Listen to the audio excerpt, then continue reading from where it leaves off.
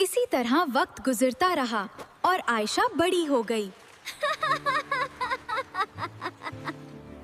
और अब आयशा के सारे बहन भाइयों की शादी हो चुकी थी। आयशा ने भी मैट्रिक कर लिया था अच्छे नंबरों से। शादी के बाद सब अलग हो गए थे और अब आयशा और उसके बूढ़े माँ बाप साथ थे। बस आयशा मजीद आगे पढ़ना चाहती थी। आयशा के अब्बू सुने, आयशा अब जवान हो गए, अब इसका भी कहीं अच्छा सा रिश्ता देखकर इसकी शादी करनी है। तुम सही कह रही हो, मैं भी इसी बारे में सोच रहा था। नहीं अब्बू, मैं आगे पढ़ना चाहती हूँ। बेटा, अब मेरी हड्डियाँ कमजोर हो गई हैं। मेहनत कर करके मैं मज़ीद तुम्हारी पढ़ाई का खर्चा बर्दाश्त नहीं कर सकता। अब्बू, मैं जॉब कर लूंगी और पढ़ाई का खर्चा खुद उठा लूंगी। नहीं, कभी नहीं। मैं अपने जीते जी तुझे जॉब नहीं करने दूंगा। ठीक है बेटा, मैं कुछ करता हूँ। ये ले बेटा, मैं कॉलेज से फॉर्म ले आया हूँ जिसमें फ्री एडमिशन हो जाएगा तेरा। तू कल सुबह मेरे साथ चलना कॉलेज में, वहाँ सब बात कर आया हूँ।